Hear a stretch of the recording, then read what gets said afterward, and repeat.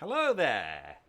Hello, Marion and Evelyn and Kelly and several other names that I saw pop up before I sat down. Welcome, I'm Gildart Jackson, and this is Fireside Reading. And it's a big day in our house, hence I'm wearing a tux because we just had an 18th birthday brunch for our youngest daughter. She turns 18 today. So 18 years ago she appeared, and we're very lucky. She's pretty adorable, and so happy birthday to Piper, and for everyone else. We are a group of people, if you're new, who join together most days at 5 Pacific, and we read a chapter of a book, and over the course of a period of time we end up reading many books together. And currently we're in the middle of The Sun Also Rises by Ernest Hemingway, that I am enjoying a lot, and I hope you are too. Welcome to a fireside reading of The Sun Also Rises by Ernest Hemingway, Chapter 7. As I started up the stairs, the concierge knocked on the glass of the door of her lodge, and as I stopped, she came out. She had some letters and a telegram. "Here is the post, and there was a lady here to see you." "Did she leave a card?" "No, she was with a gentleman. It was the one who was here last night. In the end, I find she is very nice." "Was she with a friend of mine?" "I don't know. He was never here before. He was very large, very, very large. She was very nice, very, very nice. Last night she was perhaps a little—" She put her head on one hand and rocked it up and down. "I'll speak perfectly frankly, Monsieur Barnes. Last night I found her not so gentille. Last night I formed another idea of her. But listen to what I tell you. She is très gentille. She is of very good family. It is a thing you can see." "They did not leave any word?" "Yes, they said they would be back in an hour." "Send them up when they come." "Yes, Monsieur Barnes. And that lady, there is someone. That lady there is someone. An eccentric, perhaps, but quelqu'un. The concierge, before she became a concierge, had owned a drink-selling concession at the Paris racecourses. Her life-work lay in the pelouse, but she kept an eye on the people of the Passage, and she took great pride in telling me which of my guests were well brought up, which were of good family, who were sportsmen, a French word pronounced with the accent on the men. The only trouble was that people who did not fall into any of those three categories were very liable to be told there was no one home, chez Barnes.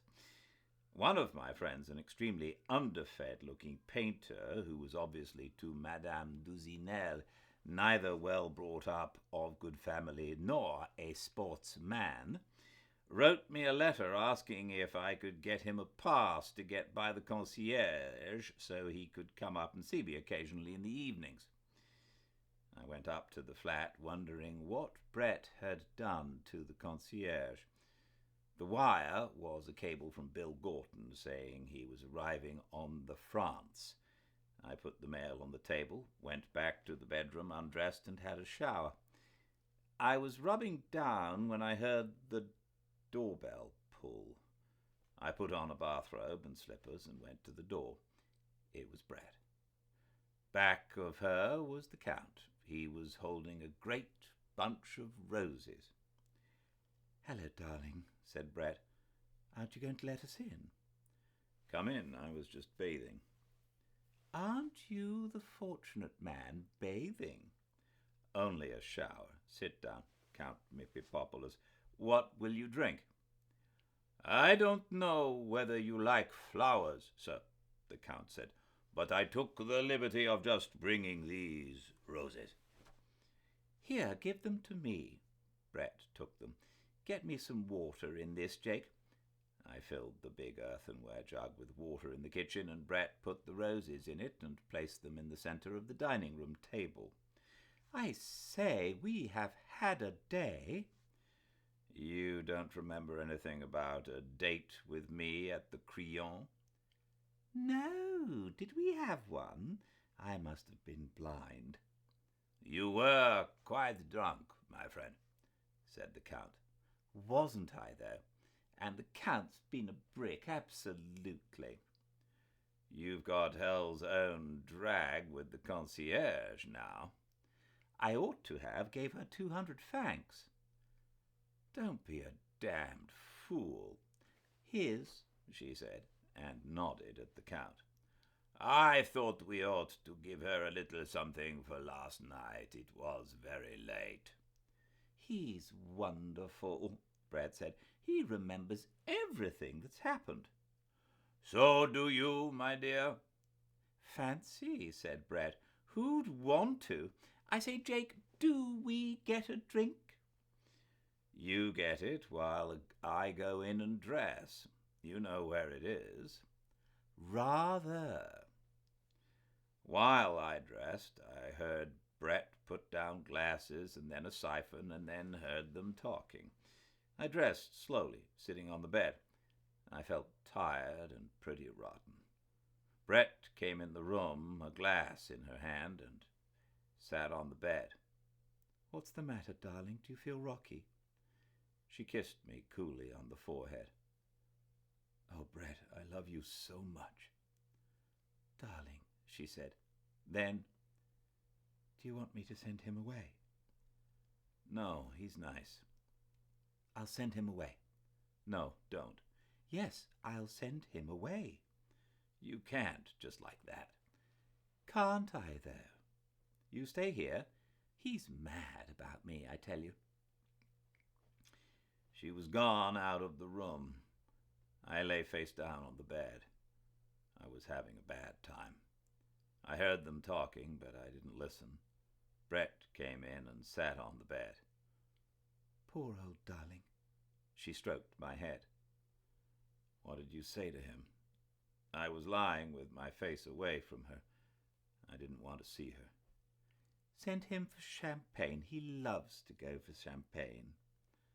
Then, later, do you feel better, darling? Is the head any better? It's better. Lie quiet. He's gone to the other side of town. Couldn't we live together, Brett? Couldn't we just live together? I don't think so. I'd just trompe you with everybody. You couldn't stand it. I stand it now. That would be different. It's my fault, Jake. It's the way I'm made. Couldn't we go off in the country for a while? It wouldn't be any good. I'll go if you like, but I couldn't live quietly in the country, not with my own true love. I know. Isn't it rotten? There isn't any use telling you I love you. You know I love you. Let's not talk. Talking's all bilge. I'm going away from you, and then Michael's coming back. Why are you going away? Better for you. Better for me. When are you going? Soon as I can. Where? San Sebastian. Can't we go together? No, that would be a hell of an idea after we'd just talked it out. We never agreed. Oh, you know as well as I do. Don't be obstinate, darling. Oh, sure, I said. I know you're right. I'm just low, and when I'm low, I talk like a fool. I sat up, leaned over, found my shoes beside the bed, and put them on. I stood up. Don't look like that, darling. How do you want me to look? Oh, don't be a fool. I'm going away tomorrow. Tomorrow? Yes, didn't I say so? I am. Let's have a drink, then. The Count will be back. Yes. He should be back. You know, he's extraordinary about buying champagne. It means any amount to him. We went into the dining room. I took up the brandy bottle and poured Brett a drink and one for myself. There was a ring at the bell pull. I went to the door, and there was the Count. Behind him was the chauffeur, carrying a basket of champagne. "Where should I have him put it, sir?" asked the Count. "In the kitchen," Brett said. "Put it in there, Henry," the Count motioned. "Now go down and get the ice."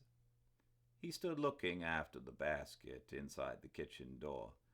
"I think you'll find that's very good wine," he said. "I know we don't get much of a chance to judge good wine in the States now, but I got this from a friend of mine that's in the business." "Oh, you always have someone in the trade," Brett said. "This fellow raises the grapes. He's got thousands of acres of them." "What's his name?" asked Brett. "Veuve Clicquot?" "No," said the Count. "Mums. He's a baron." "Isn't it wonderful?" said Brett. "We all have titles. Why haven't you a title, Jake?" "I assure you, sir," the Count put his hand on my arm, "it never does a man any good. Most of the time it costs you money." "Oh, I don't know. It's damned useful sometimes," Brett said. "I've never known it to do me any good." "You haven't used it properly. I've had hell's own amount of credit on mine." "Do sit down, Count," I said. "Let me take that stick." The Count was looking at Brett across the table under the gaslight. She was smoking a cigarette and flicking the ashes on the rug. She saw me notice it. "I say, Jake, I don't want to ruin your rugs. Can't you give a chap an ashtray?" I found some ashtrays and spread them around. The chauffeur came up with a bucket full of salted ice. "Put 2 bottles in it, Henry," the Count called. "Anything else, sir?" "No, wait down in the car." He turned to Brett and me. "We'll want to ride out to the Bois for dinner." "If you like," Brett said. "I couldn't eat a thing." "I always like a good meal," said the Count. "Should I bring the wine in, sir?" asked the chauffeur. "Yes, bring it in, Henry," said the Count. He took out a heavy pigskin cigar case and offered it to me. "Like to try a real American cigar?" "Thanks," I said. "I'll finish the cigarette." He cut off the end of his cigar with a gold cutter he wore on one end of his watch chain. "I like a cigar to really draw," said the Count. "Half the cigars you smoke don't draw." He lit the cigar, puffed at it, looking across the table at Brett. "And when you're divorced, Lady Ashley, then you won't have a title." "No, what a pity." "No," said the Count, "you don't need a title. You got class all over you." "Thanks. Awfully decent of you." "I'm not joking you." The Count blew a cloud of smoke. "You got the most class of anybody I ever seen. You got it, that's all." "Nice of you," said Brett. "Mummy would be pleased. Couldn't you write it out and I'll send it in a letter to her?" "I'd tell her too," said the Count. "I'm not joking you. I never joke people and you make enemies. That's what I always say." "You're right," Brett said. "You're terribly right. I always joke people, and I haven't a friend in the world except Jake here." You don't joke him. That's it. Do you now? Asked the Count. Do you joke him? Brett looked at me and wrinkled up the corners of her eyes. No, she said. I wouldn't joke him. See, said the Count, you don't joke him. This is a hell of a dull talk, Brett said. How about some of that champagne? The Count reached down and twirled the bottles in the shiny bucket. It isn't cold yet. You're always drinking, my dear. Why don't you just talk? I've talked too ruddy much. I've talked myself all out to Jake. I should like to hear you really talk, my dear. When you talk to me, you never finish your sentences at all. Leave 'em for you to finish. Let anyone finish them as they like. It is a very interesting system. The Count reached down and gave the bottles a twirl. Still, I would like to hear you talk sometime. Isn't he a fool? Brett asked. Now, the Count brought up a bottle. I think this is cool. I brought a bar towel, and he wiped the bottle dry and held it up. I like to drink champagne from magnums. The wine is better, but it would have been hard to cool. He held the bottle, looking at it. I put out the glasses. I say, you might open it, Brett suggested. Yes, my dear, now I'll open it. It was amazing champagne. I say, that is wine. Brett held up her glass. We ought to toast something. Here's to royalty. This wine is too good for toast drinking, my dear. You don't want to mix emotions up with wine like that. You lose the taste. Brett's glass was empty. You ought to write a book on wines, Count, I said. Mr. Barnes, answered the Count, all I want out of wines is to enjoy them. Let's enjoy a little more of this. Brett pushed her glass forward. The Count poured very carefully. There, my dear, now you enjoy that slowly, and then you can get drunk. Drunk? Drunk? My dear, you are charming when you are drunk. Listen to the man. Mr. Barnes, the Count poured my glass full. She is the only lady I have ever known who was as charming when she was drunk as when she was sober. You haven't been around much, have you? Yes, my dear, I have been around very much. I have been around a great deal. Drink your wine, said Brett. We've all been around. I dare say Jake here has seen as much as you have. My dear, I am sure Mr. Barnes has seen a lot. Don't think I don't think so, sir. I have seen a lot, too. Of course you have, my dear, Brett said. I was only ragging. I have been in 7 wars and 4 revolutions, the Count said. Soldiering? Brett asked. Sometimes, my dear, and I have got arrow wounds. Have you ever seen arrow wounds? Let's have a look at them. The Count stood up, unbuttoned his vest, and opened his shirt. He pulled up the undershirt onto his chest and stood, his chest black and big stomach muscles bulging under the light. You see them? Below the line where his ribs stopped were 2 raised white welts. See on the back where they come out? Above the small of the back were the same 2 scars, raised as thick as a finger. I say, those are something. Clean through.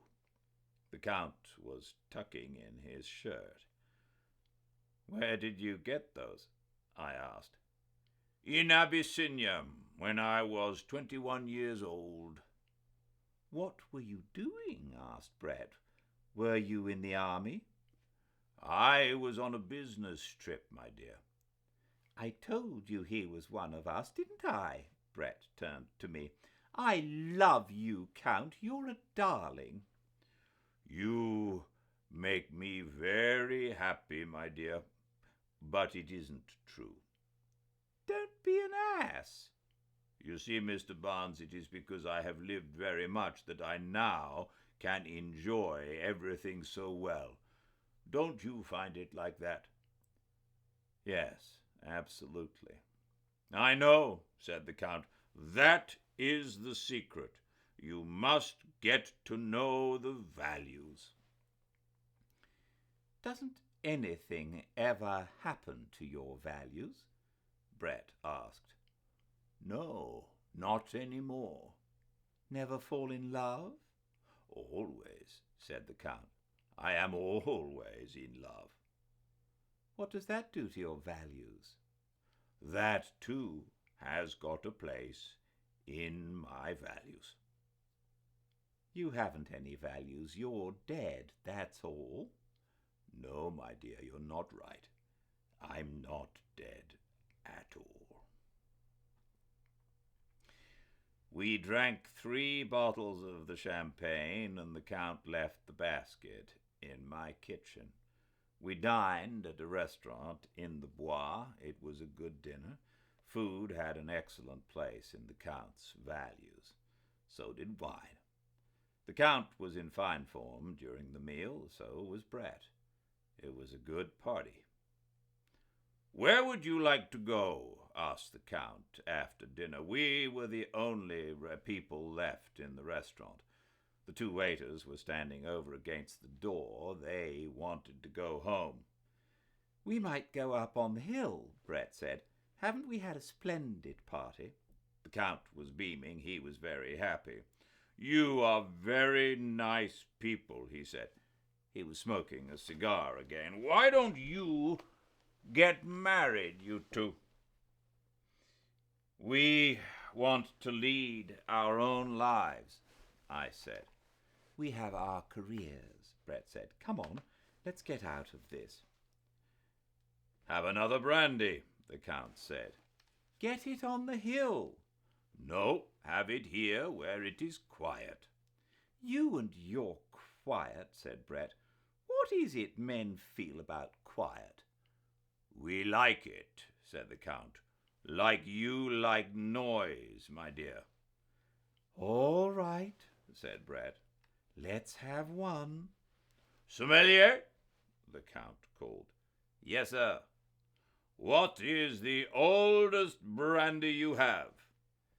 1811, sir." "Bring us a bottle." "I say, don't be ostentatious. Call him off, Jake."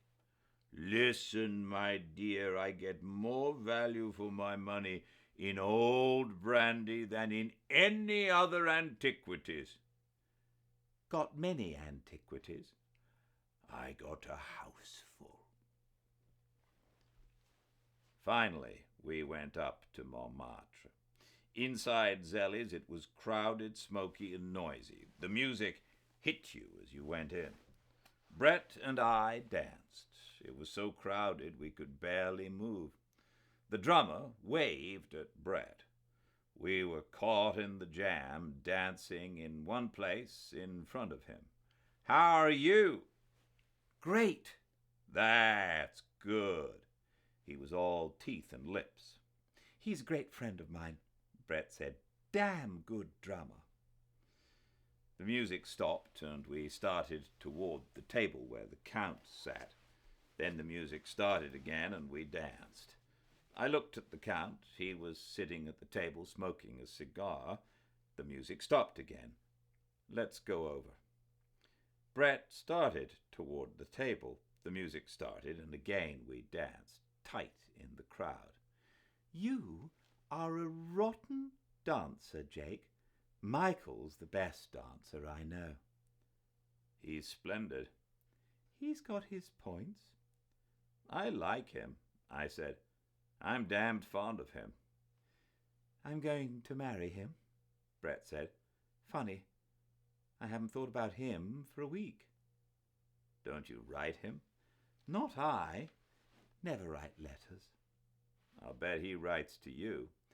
Rather damned good letters, too. When are you going to get married? How do I know? As soon as we can get the divorce. Michael's trying to get his mother to put up for it. Could I help you?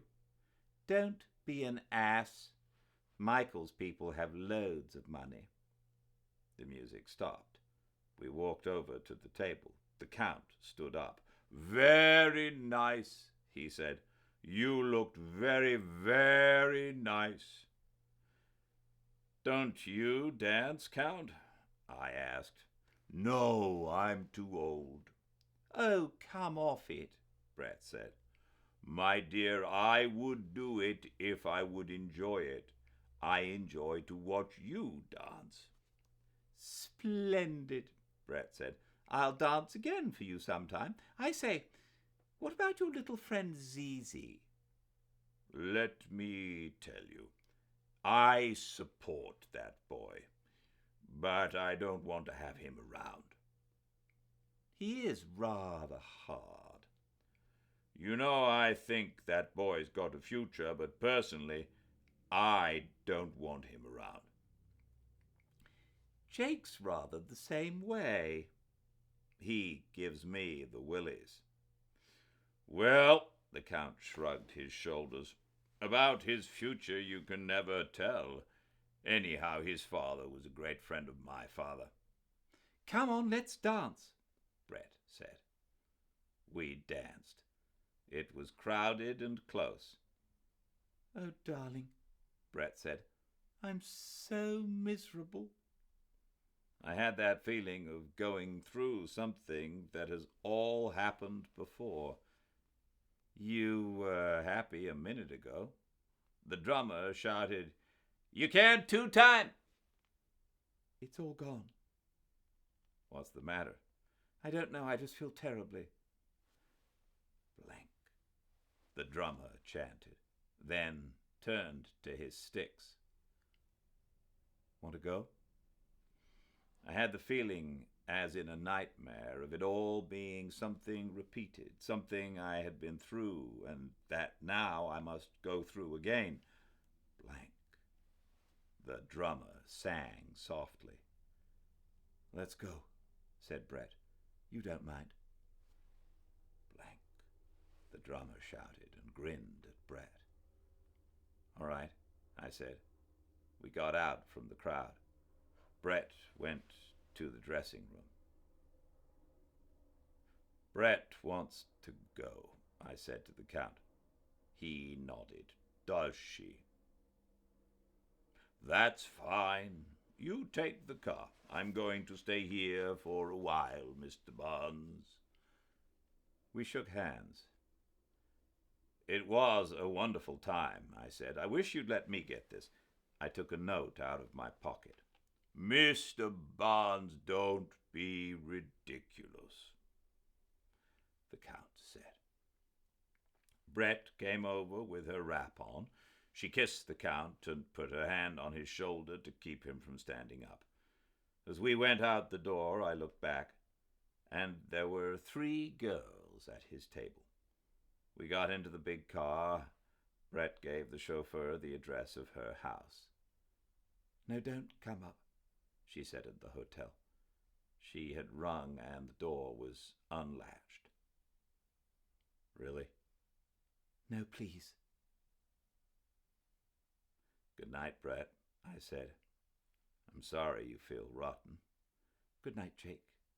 Good night, darling. I won't see you again. We kissed, standing at the door. She pushed me away. We kissed again. Oh, don't, Brett said.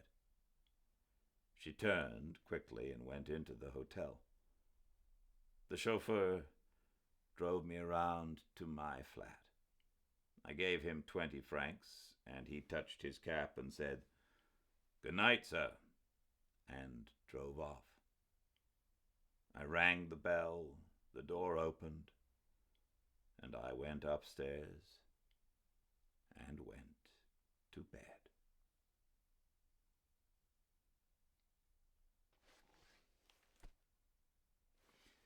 That is the end of part 1 of the book. We start part 2 tomorrow. Same time and place, 5 Pacific at Fireside Reading on Instagram. Can't wait. I hope to see you all, but until then, everyone, stay very, very well.